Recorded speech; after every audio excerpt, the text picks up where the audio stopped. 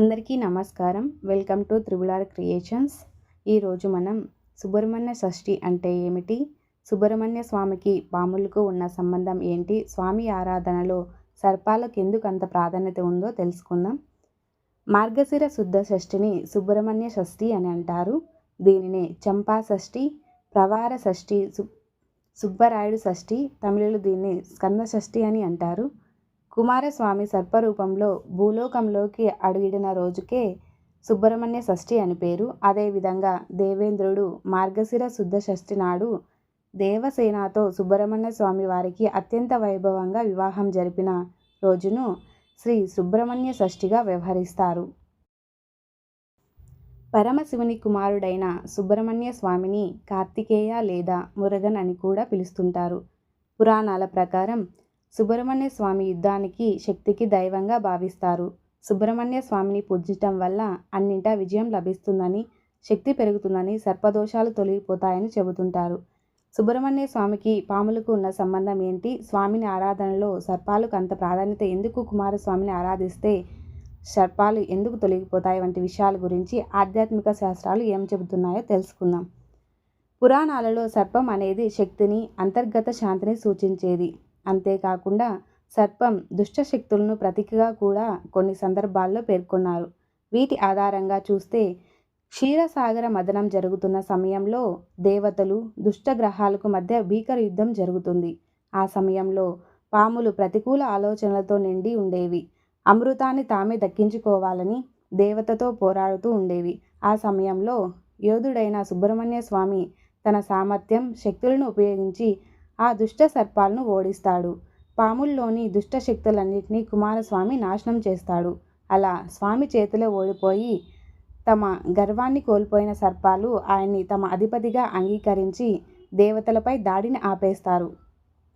సుబ్రహ్మణ్య స్వామి వాటిని తృణప్రాయంగా గెలిచి సర్పాలకు దేవుడిగా మారాడు. అలా స్వామి ఆరాధనల్లో సర్పాలకు ప్రాముఖ్యత ఏర్పడింది. సుబ్రహ్మణ్య స్వామి పూజలో పాములకు ప్రత్యేక స్థానం లభిస్తుంది. వైష్ణవాలయాల్లోనూ, సుబ్రహ్మణ్యేశ్వర స్వామి మందిరాల్లోనూ సర్పాలను ఆరాధిస్తూ ఉంటారు. అంతేకాకుండా నాగదోషం ఉన్నవారు సుబ్రహ్మణ్యేశ్వర స్వామిని ఆరాధిస్తే ఆ దోషాలు తొలగిపోతాయని విశ్వసిస్తారు. తెలంగాణ, తమిళనాడు, కేరళ వంటి ప్రాంతాల్లో సుబ్రహ్మణ్య స్వామికి సంబంధించిన ఆలయాల్లో సర్పాలను పూజించడం ముఖ్యమైన ప్రాచీన సాంప్రదాయంగా మారింది. సర్పదల పూజలు లేదా సర్పం సర్వహారాలు వంటి సుప్రసిద్ధమైన పూజల్లో సుబ్రహ్మణ్యేశ్వర స్వామికే తొలి పూజ అందుతుంది. ఈ పూజలు అనేవి పాపాలను నివారించడానికి, రోగాల నుండి రక్షణ పొందడానికి, మానసిక శాంతిని సాధించడానికి నిర్వహిస్తారు. హిందూ పురాణాల ప్రకారం సుబ్రహ్మణ్య స్వామి ఆరాధనకు షష్ఠి తిథి చాలా అనువైనది.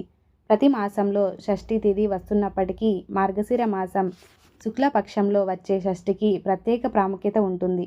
పురాణాల ప్రకారం ఈ రోజున కుమారస్వామి తారకాసుడు అనే రాక్షసుడిపై విజయం సాధించిన రోజు.